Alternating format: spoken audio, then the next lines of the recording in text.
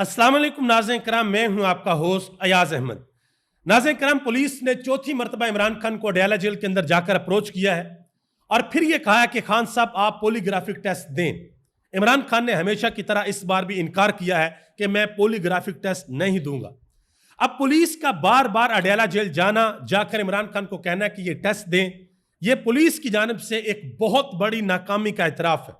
इसकी तफसीलात आपके सामने रखने के लिए जा रहा हूं।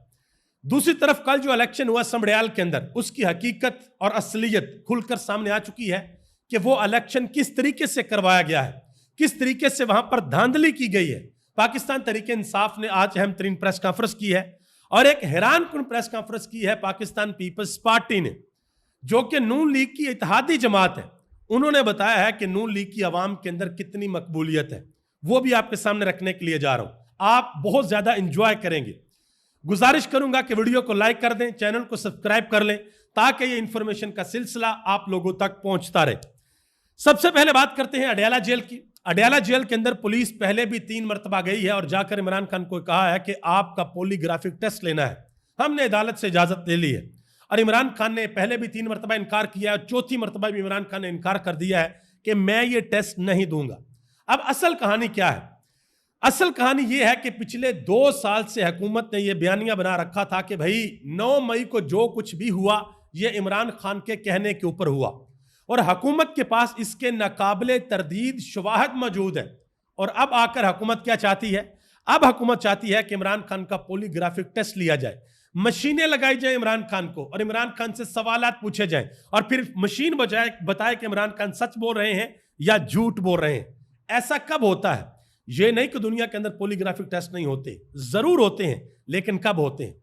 उस वक्त होते हैं कि जब पुलिस के पास या जो तहकीकाती अदारे होते हैं, जो इन्वेस्टिगेशन करते हैं, उनके पास सामने बैठे हुए शख्स के मुतल्लक किसी किस्म का कोई सबूत मौजूद ना हो।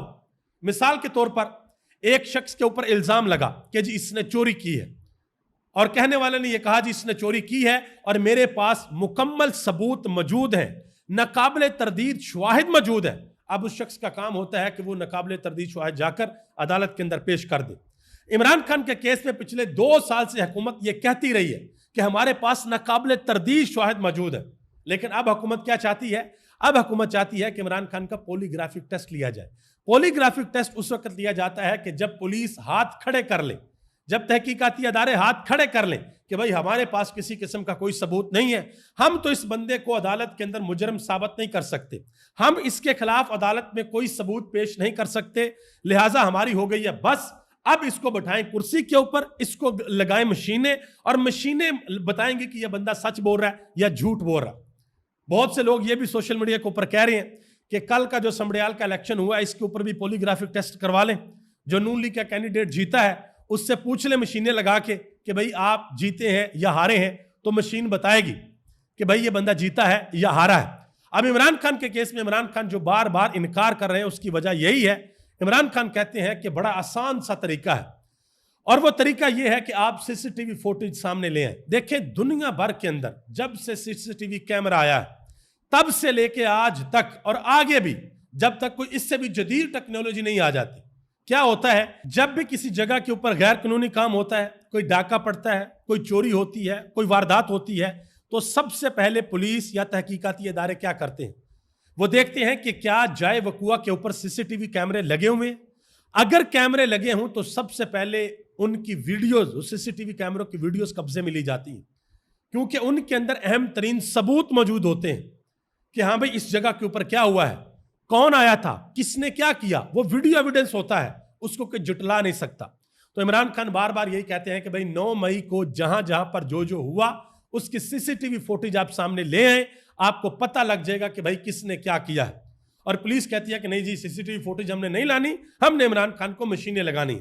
और इमरान खान को जब मशीनें लगाने की बात आती है तो फिर लोग कहते हैं मशीनें सबको लगाएं। वो इसार राना की बात सोशल मीडिया के ऊपर बहुत ज्यादा मशहूर हुई थी, बड़ा वायरल हुआ था उनका बयान, जिन्होंने कहा था कि भाई रखें जरा मीनार पाकिस्तान के ऊपर कुर्सी, बुलाएं सारी कौम को और उस कुर्सी के ऊपर 1 बाय 1 सबको बैठाएं और पूछें कि तुमने पाकिस्तान को कितना लूटा है। फिर वो पॉलीग्राफिक टेस्ट बताएगा कि किसने इस कौम को लूटा है और किसने इस कौम को नहीं लूटा। आगे आ जाए, एक और अहम तरीन खबर है। اور وہ خبر ہے جو عمران خان نے احتجاجی تحریک چلانی ہے اس حوالے سے پاکستان تحریک انصاف کی جتنی بھی سینئر قیادت ہے ان سب کو عمران خان کا یہ پیغام پہنچ چکا ہے کہ آپ تیاری کریں، اب ہم نے احتجاج کرنا ہے اور ہر صورت احتجاج کرنا ہے۔ اور یہ جو سمڑیال کے اندر الیکشن ہوا ہے، اس الیکشن کے بعد پاکستان تحریک انصاف کو یہ بھی اندازہ ہو گیا کہ بھائی اب جتنے بھی الیکشن ہوں گے ان الیکشن کے فارم 45 بھی پہلے سے تیار کیے ہوں گے، فارم 45 کا رولا بھی نہیں آئے گا۔ 8 فروری کو تو پاکستان تحریک انصاف نے کہہ دیا نا کہ یہ ہمارے پاس فارم 45 ہے، اب تو فارم 45 کی نوبت نہیں آتی، پہلے سے فارم 45 تیار ہوتے ہیں، یا جو پولنگ ایجنٹ ہوتے ہیں ان کو فارم 45 دیے ہی نہیں جاتے اور میڈیا کے اوپر اعلان کر دیا جاتا ہے کہ بھئی فلاں بندہ جیت گیا ہے۔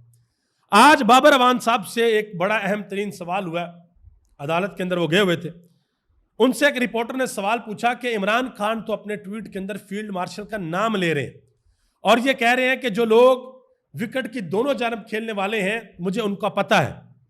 تو سوال یہ کیا گیا کہ جو لوگ وکٹ کی دونوں جانب کھیلتے ہیں وہ تو عمران خان کے ٹویٹ کو ری ٹویٹ تک نہیں کرتے، تحریک یہ لوگ کیا چلائیں گے، احتجاج یہ لوگ کیا کریں گے؟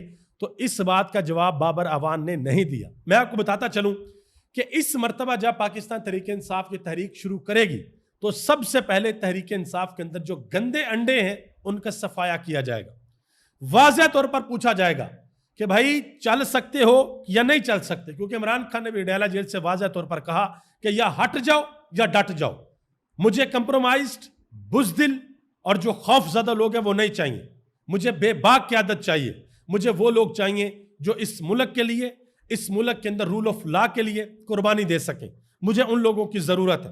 یہ عمران خان کا اپنی پارٹی کو واضح پیغام ہے۔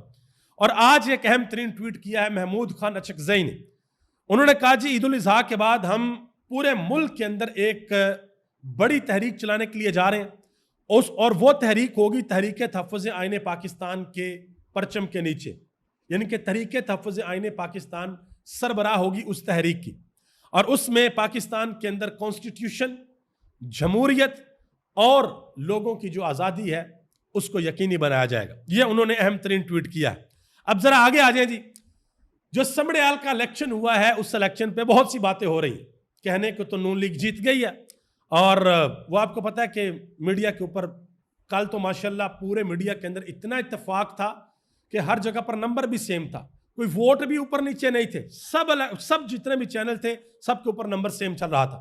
میں ایک چیز آپ کے سامنے رکھنا چاہتا ہوں، ذرا آپ یہ دیکھ لیں، یہ اس وقت کی ہے جب پاکستان کے اندر 2024 کا الیکشن ہوا، تو ایک رپورٹ آئی، پتن کی رپورٹ، اور یہ ایئر وائی نیوز نے باقاعدہ طور پر بریکنگ نیوز چلائی تھی کہ حلقہ این اے 130 لاہور پر پنجاب کی تاریخ کی بدترین دھاندلی، نواز شریف والا حلقہ، ڈاکٹر یاسمین راشد نواز شریف کے مد مقابل تھا۔ نواز شریف تب سے لے کر آج تک جو خاموش ہے نا، اس کی ایک وجہ یہ بھی ہے، اور بھی بہت سی وجوہات ہیں، ایک وجہ یہ بھی ہے نواز شریف کو باقاعدہ طور پر یہ پتہ لگ چکا ہے کہ عوام کے اندر ان کی مقبولیت باقاعدہ طور پر ختم شد ہے، عوام ان کو اب دیکھنا بھی نہیں چاہتی، سننا بھی نہیں چاہتی۔ تو کل یہ جو سمڑیال کے اندر الیکشن ہوا ہے، اس الیکشن کے اندر بہت سی باتیں سامنے آئی ہیں۔ ایک صحافی ہیں، نوجوان صحافی قمر مکین، انہوں نے ایک بہت بڑا انکشاف کیا۔ انہوں نے کہا جی مصدقہ ذرائع کے مطابق سمڑیال الیکشن سے پہلے جمعے والے دن تمام پریزائڈنگ افیسران کو ایک محفوظ مقام پر لے جایا گیا اور پہلے سے سائن شدہ فارم 45 بنوائے گئے اور وہی فارم 45 میڈیا کو جاری کیے گئے۔ یہ اب اندازہ لگا لیں۔ اب میں یہاں پر ایک اور چیز آپ کو بتاتا ہوں۔ آپ کو یاد ہوگا احسن اقبال کے صاحبزادے ہیں جنہوں نے میرے خیال سے ظفروال سے الیکشن لڑا تھا، اس وقت بھی ایک بہت بڑی کارروائی ڈالی گئی تھی۔ یہ پاکستان تحریک انصاف پتہ کر لے، اس وقت بھی جو پریزائڈنگ افیسر تھے ان سب کو اکٹھا کر کے کہا گیا تھا کہ جو آپ کو کہیں گے وہی آپ نے کرنا ہے، اور جو ہم کہیں گے اگر آپ نے نہیں کرنا تو آپ لوگ پیچھے ہٹ جائیں۔ وہ سارے کے سارے سرکاری لوگ ہوتے ہیں، ٹیچرز ہوتے ہیں، ان غریبوں کو مسئلہ ہوتا ہے اپنی نوکری کا، یہ خوف ہوتا ہے نا، خوف مارتا ہے۔ اللہ کرے کہ ہماری قوم کے دلوں سے یہ رزق کا خوف نکل جائے اور ہمارا ایمان اس بات کے اوپر ہو جائے کہ زندگی، موت، رزق، عزت اور ذلت یہ اس مالک یوم الدین کے ہاتھ میں۔ کوئی نہیں آپ سے آپ کا رزق چھین سکتا، کوئی آپ کی زندگی کا ایک سانس نہ کم کر سکتا ہے نہ زیادہ کر سکتا ہے، یہ سب اللہ کے ہاتھ میں۔ تو وہ لوگ سرکاری لوگ ہوتے ہیں، وہ بیچارے ڈر جاتے ہیں کہ ٹھیک ہے بھائی ہمیں جس چیز کا آرڈر ہے ہم نے وہ کرنا ہے۔ تو یہ قمر مکین صاحب نے تہلکہ خیز انکشاف کیا اس حوالے سے۔ دوسری جانب جو پاکستان تحریک انصاف کے کینڈیڈیٹ تھے فاخر نشاط گھمن، انہوں نے اہم ترین بات کی اس الیکشن کے بعد. انہوں نے کہا کہ میں نے 2 سال سے نہ کسی سرکاری نوکر کو پیسے بھیجے، نہ فون کیا، نہ ہی کوئی میٹنگ کی. 5 دفعہ بھی یہ مجھے دھاندلی کر کے ہرا دیں تب بھی عمران خان کے ساتھ کھڑا رہوں گا. نہ کسی پولیس کے ساتھ ہوں گا اور نہ ہی کسی ایجنسی کے ساتھ کھڑا ہوں گا. یہ انہوں نے بات کی ہے. پاکستان تحریک انصاف نے آج لاہور پریس کلب میں اس حوالے سے ایک اہم ترین پریس کانفرنس کی. سلمان مراجہ بچر صاحب پنجاب اسمبلی کے جو اپوزیشن لیڈر ہیں وہ بھی موجود تھے. انہوں نے اہم ترین باتیں کی. سلمان مراجہ نے کہا، انہوں نے کہا جی آئین جو عوام اور ریاست کے درمیان رشتہ قائم کرتا ہے اس کو پہلے 8 فروری کو توڑا گیا اور کل ایک مرتبہ پھر اس کو توڑا گیا. انہوں نے کہا جی اب عوام نے فیصلہ کرنا ہے کہ ظالم کے سامنے سر جھکانا ہے یا پھر ڈٹ کر کھڑے ہونا ہے. یہ سلمان مراجہ نے بات کی. مزید انہوں نے کہا کہ ڈاکہ صرف سمڑیال کی عوام کی رائے پر نہیں ڈالا گیا بلکہ ڈاکہ آپ کی عزت نفس پر ڈالا گیا ہے. ڈاکہ آپ کے وجود پر ڈالا گیا ہے، آپ کو انسان نہیں سمجھا گیا. یہ بات سلمان مراجہ نے کی ہے. احمد چٹھا صاحب انہوں نے بڑی اہم بات کی. انہوں نے کہا جی ہمیں کئی پریزائڈنگ افسران جو کہ محکمہ تعلیم سے ہیں انہوں نے بتایا کہ ہمیں پولنگ سے کچھ دن قبل دفتروں میں بلا کر کہا گیا کہ اگر دھاندلی نہیں کرنی تو الگ ہو جاؤ، اور ہمیں بیلٹ پیپر دے کر دفتروں میں بٹھا کر شیر کے نشان پر مہریں لگوائی گئیں. یہ آپ اندازہ لگائیں، ایک بہت بڑا انکشاف ہے.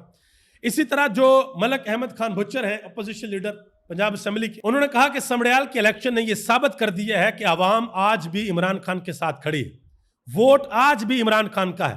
عوام کے اندر مقبولیت آج بھی عمران خان کی ہے اور عوام کے ساتھ ڈائریکٹ رابطہ، ڈائریکٹ کنیکشن جو ہے وہ عمران خان کا ہے. سرور باری صاحب پتن کے سربراہ انہوں نے بھی ایک ٹویٹ کیا. انہوں نے کہا کہ سمڑیال کا چناؤ 8 فروری کا مکروہ تسلسل ہے، وہی صف بندی اور وہی دھاندلی ہے. یہ انہوں نے بات کی. اسد کیسر نے اس حوالے سے ایک بات کی. انہوں نے کہا جی سمڑیال میں الیکشن نہیں ڈرامہ تھا. الیکشن تو پاکستان تحریک انصاف بھاری اکثریت سے جیت چکی ہے. انہوں نے دھاندلی کے تمام ریکارڈ توڑ دیے ہیں. ریٹرننگ افسران خود بیلٹ باکس چرا کر بھاگ رہا تھا. اگر اسی طرح آپ الیکشن لڑ رہے ہیں تو مان لیں کہ عوام میں آپ کی کوئی مقبولیت نہیں.